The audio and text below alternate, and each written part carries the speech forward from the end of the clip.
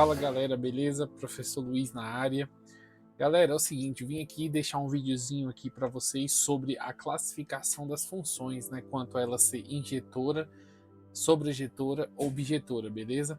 E aí aqui a ideia é que seja rápido, que se entenda de uma maneira fácil e em dois momentos. Tanto você entender o que são cada uma, quanto a parte também da análise gráfica ser tratada de uma forma separada, como eu vou estar fazendo no final desse vídeo, beleza? Porque lá na análise gráfica vocês vão perceber que após esse vídeo a gente vai também entrar com o vídeo dos exercícios. E vocês vão perceber que muitos exercícios, se você souber analisar o gráfico, tu já responde, beleza? Dá para julgar se ela é injetora, sobrejetora, etc.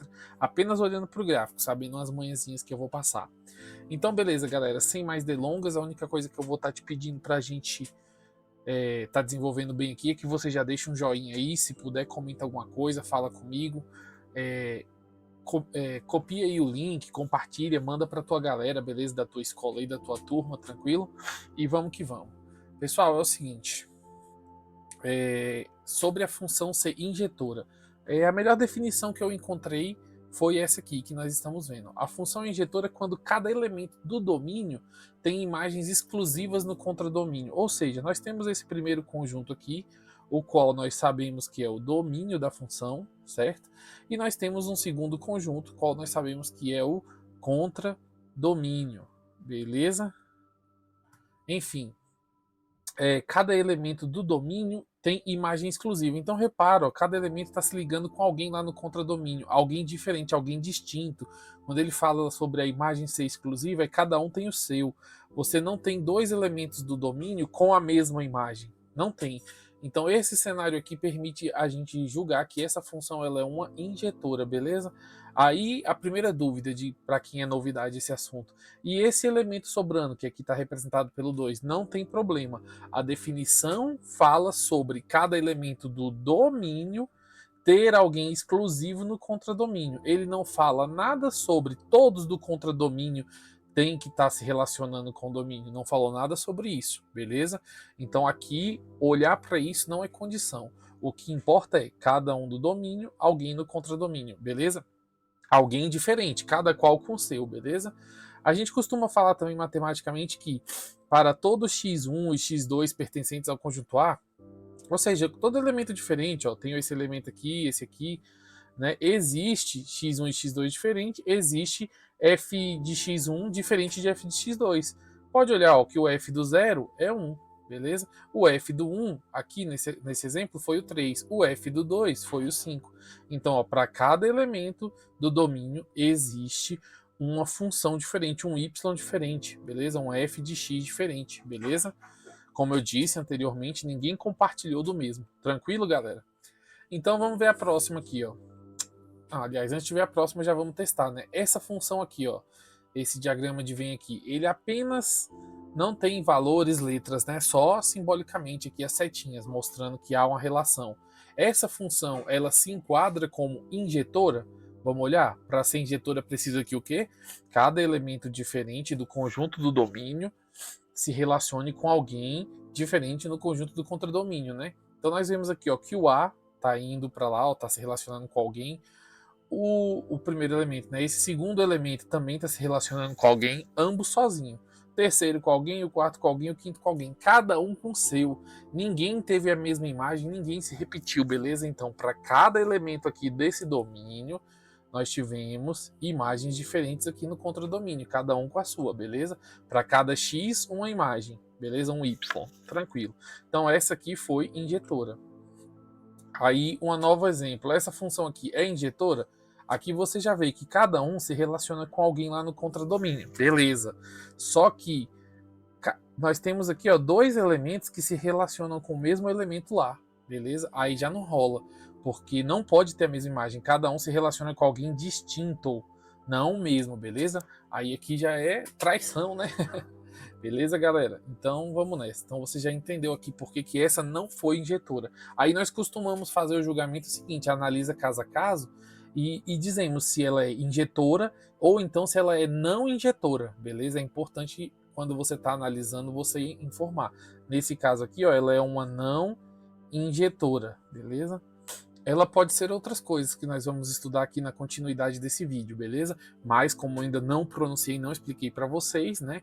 Vamos devagar aqui. Por enquanto, sobre ela ser injetora, essa aqui, por exemplo, não é.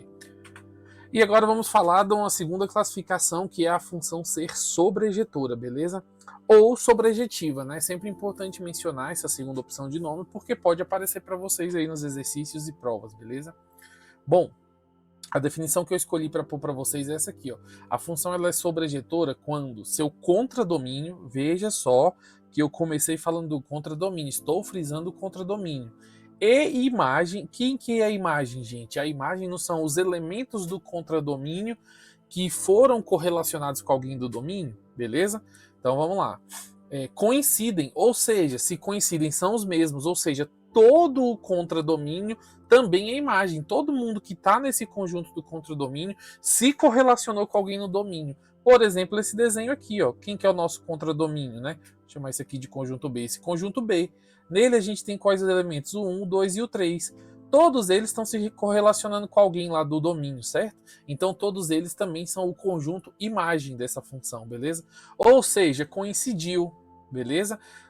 Você tem que aqui, ó, os elementos que são contradomínios são todos imagens também. E aí atendeu aqui, ó, a definição, beleza? Imagem e contradomínio coincidem, né? A gente costuma falar assim, ó, linguagem matemática, imagem igual a contradomínio, coincidiu. Você viu que a definição, o entendimento disso atuou olhando mais aqui para o contradomínio, né? Beleza, ele não veio aqui questionar se um elemento do contradomínio está sendo imagem de dois elementos diferentes do domínio, não veio, beleza? Então foca nisso, tá? Então, quando todos os elementos do contradomínio estão relacionados a pelo menos um elemento do domínio. Show! Espero que aqui vocês já tenham entendido, que tenha ficado claro. Então vamos continuar. Essa função é sobrejetora? Olha aqui, ó, dei um exemplo para vocês e estou te perguntando se ela é sobrejetora. Vamos ao foco agora. Nosso foco é a sobrejetora. Para ser sobrejetora, o que tem que acontecer? Todos os elementos do contradomínio têm que estar sendo correlacionados lá no domínio, né? Todos eles têm que ser imagem, não pode ficar ninguém sem ser. Não pode haver sobras, beleza? Então vamos lá. Olha aqui, ó. Contradomínio, conjunto B. O 1, a gente está vendo que se correlacionou com alguém do contradomínio, do domínio, que é o 1 de lá, né? O 2 também. Inclusive, a gente está vendo que ele é a imagem de dois elementos lá do domínio, né? E o 3, beleza? Tranquilo. Então, consequentemente, ó, quem que é meu contradomínio? O 1, o 2 e o 3. E quem que é a imagem? Todo mundo que se correlaciona. Coincidentemente, o 1, o 2 e o 3. Coincidiu? Coincidiu. Você pode até pegar o hábito, se você quiser, de levantar nas questões, ó, quem é domínio, quem é contradomínio e quem é imagem, né? Quando te der assim, ó, nessa forma de diagrama, ou te der a listagem, né? Você saber claramente quem são. O meu domínio, os elementos do meu domínio: 1, 2, menos 2 e 3.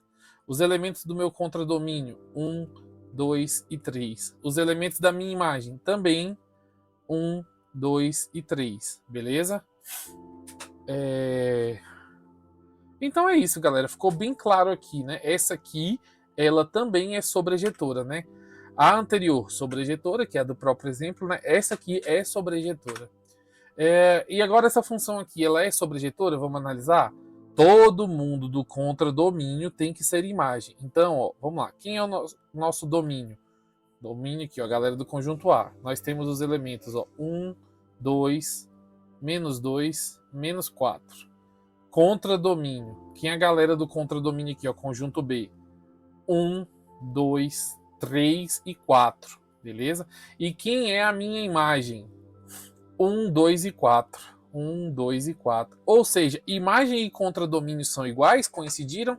Não, né, gente? Precisava que coincidisse para que ela fosse sobrejetora. Então, essa aqui é uma não sobrejetora, beleza? Tranquilo.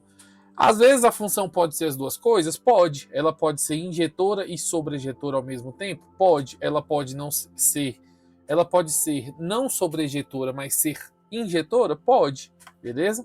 Então, esse aqui já é um ponto importante para a nossa próxima questão, que é a função objetora, né? Coloquei uma definição para vocês aqui E ainda termino falando da manha, que é essa aí, ó. A função bijetora possui elementos dos contradomínios e imagens iguais. E cada elemento distinto do domínio relaciona-se com um elemento distinto na imagem. Pausa aqui. Se você parar para observar, o que eu acabei de colocar aqui para você de definição, nada mais foram do que a definição de injetora e de sobrejetora. Né? Repara aí, ó. Possui elementos do contradomínio e imagem iguais. Essa é qual? Sobrejetora. E cada elemento distinto do domínio se relaciona com um elemento distinto na imagem. Quem é que tem essa relação, cada um distinto no domínio com um distinto na imagem? Injetora. Então, para ela ser bijetora, ela tem a condição dos dois. Ou seja, ainda coloquei aqui para vocês, em outras palavras, a função bijetora ela é injetora e sobrejetora ao mesmo tempo. Né? Olha só esse exemplo aí, ó, do desenho. Nós temos, ó, eu vou pegar esse hábito aqui de ensinar para vocês, a gente sempre a levantar domínio, contradomínio e imagem, beleza? O domínio desse conjunto aqui, ó, o conjunto A, menos 1, 0, 1 e 2, beleza? O contradomínio, 4, 0, menos 4 e menos 8, beleza? E a imagem todos eles, ó, 4 do contradomínio 0, menos 4 e menos 8. Ou seja, se você olhar aqui para o diagrama, você está vendo que cada um do domínio teve o seu correspondente. Então ela é injetora? Sim. Cada um se relacionou com alguém do contradomínio. Se você olhar aqui no contradomínio, todo mundo que é contradomínio é também imagem. Né? Ou até aqui para sua listagem, você está vendo que bateu, são iguais. Então ela é sobrejetora. Beleza? E se ela é injetora e sobrejetora ao mesmo tempo, ela é bijetora. Beleza? Tranquilo, galera? Espero que tenha ficado fácil isso aí. Vamos continuar nossos testes. Olha aí, ó. Essa aqui, ó. Essa função é bijetora? Tá fácil, né? Bateu o olho nesse diagramazinho, já viu. Cada um está se relacionando com alguém, então ela é injetora. Né? 1 com 1, 2 com 3, 3 com 5, 4 com 7 e tal. Beleza. E para ser sobrejetora, confirmar se ela é sobrejetora, todo mundo do contradomínio tem que ser imagem. Tá acontecendo isso aqui? Tá. Então ela é sobrejetora também. E se ela é injetora e sobrejetora, ela é bijetora. Beleza? Fácil, né, galera? Simples, né? Vai ficar mais difícil, mas se tu entendeu daqui, você não vai perceber dificuldade, né? Olha essa aqui, ó. E essa função, ela é bijetora? Bom, você pode analisar caso a caso, né? Ela ser injetora e sobrejetora. Sobre ela ser injetora, ó, vamos olhar se ela é injetora. Cada um do domínio tem que se relacionar com alguém no contradomínio. Nós temos esse cenário, ó, o 0 se relaciona com o 1 se relaciona com o 3 e o 2 com 5. Aqui já é o suficiente para eu dizer que ela é injetora, beleza? Ela é injetora. Para eu ver se ela é bijetora, eu tenho que confirmar que ela seja sobrejetora. Agora vamos ver se ela é sobrejetora. Para ela ser sobrejetora, agora eu tenho que olhar para cá, para o meu contradomínio. Todo mundo que está aqui no contradomínio está sendo relacionado com alguém lá do domínio? Todo mundo? Não, né, gente? A gente vê aqui que nós temos esse doisinho sobrando, ou seja, sobrou elementos. Então ela é não sobrejetora.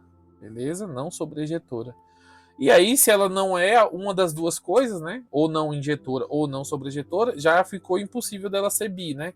Logo, ela é não bijetora, beleza? Ela é uma função somente injetora. Tranquilo, galera? Ó, mais um aí para analisar, ó. Essa função é bijetora? Vamos ver se ela é injetora.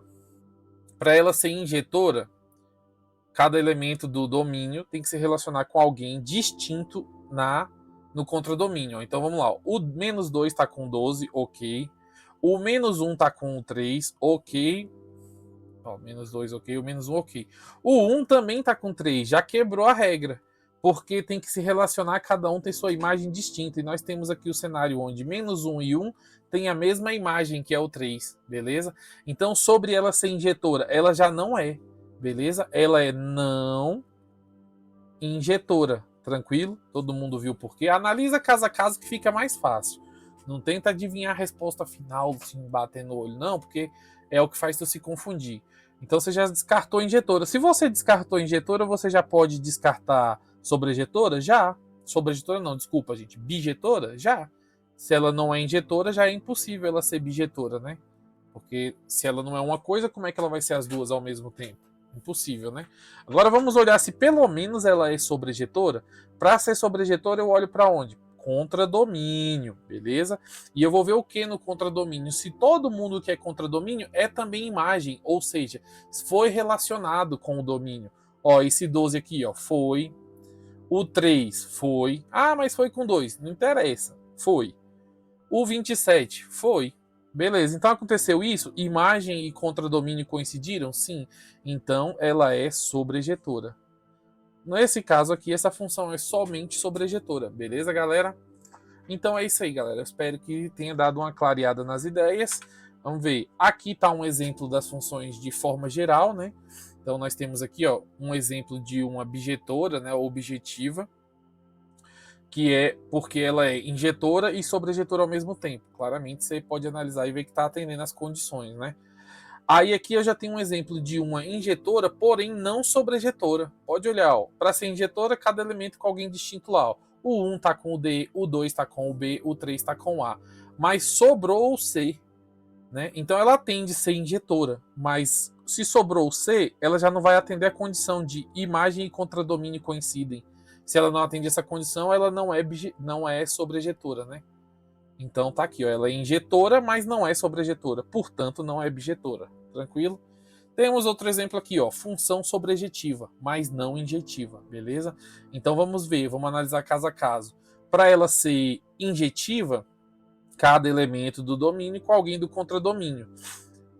Alguém distinto, né? Sempre importante lembrar. Tenho esse cenário aqui, ó, quase, ó, o 1 com o D, o 2 com o B, o 3 com o C. Aí é que pegou, ó, o 4 foi com o C também. Então o 3 e o 4 já não é gente distinta, os dois estão desfrutando da mesma imagem, beleza, galera? Então, ela já não pode ser classificada como injetora, ela é não injetiva, beleza? Ó, não injetiva. Beleza. E agora vamos ver sobre ela ser sobrejetora, como a gente já afirmou aqui, é só olhar para o contradomínio. O contradomínio é composto por D, B e C. Todos esses são imagens, ou seja, todos se correlacionaram com alguém? Sim, então ela é sobre. Ou seja, sobrejetora, mas não injetora, né? E aí, impossível ser bijetora, né? Para ser bijetora tem que ter as duas coisas ao mesmo tempo. E temos um quarto cenário aqui, ó, quando você vai analisar caso a caso, essa quarta função aqui, ó. Olha só o que vai acontecer. Ela é injetora? Pode olhar, ó. Não, né? Porque novamente, ó, o cenário, ó, o 3 e o 4 se correlacionando com a mesma imagem. Não são imagens distintas. Então já é impossível ser injetora. É não injetiva. Aí agora vamos olhar. Ela é bijetora? Ela é sobrejetora? Também não, né? Porque quando você olha aqui para o contradomínio, você está vendo que sobrou alguém, ó. O Azinho sobrou aqui. Então o contradomínio e a imagem não estão coincidindo. Alguém sobrou, beleza? Bom, se ela é nem injetiva e nem sobrejetiva, né? Não injetora, não injetora e ela é não sobrejetora, beleza? Logo, ela é não bijetora. Tranquilo, gente? Aqui foi cada função caso a caso, né, galera? Agora vamos olhar a função na forma gráfica, beleza? Olha aí os gráficos, ó. Classificação por análise gráfica. Aqui é rápido e fácil e muito importante, porque eu tenho reparado que tem vindo muito exercício nas provas por aí afora, que quando se trata da classificação, eles dão os gráficos. Então, se você souber bater o olho no gráfico, as manhãzinhas de olhar no gráfico, isso adianta muito o lado, beleza? Você responde rápido a questão, não fique ali enrolado. Então, olha só, classificação por análise gráfica. Eu já vou adiantar que essa aqui é uma injetora.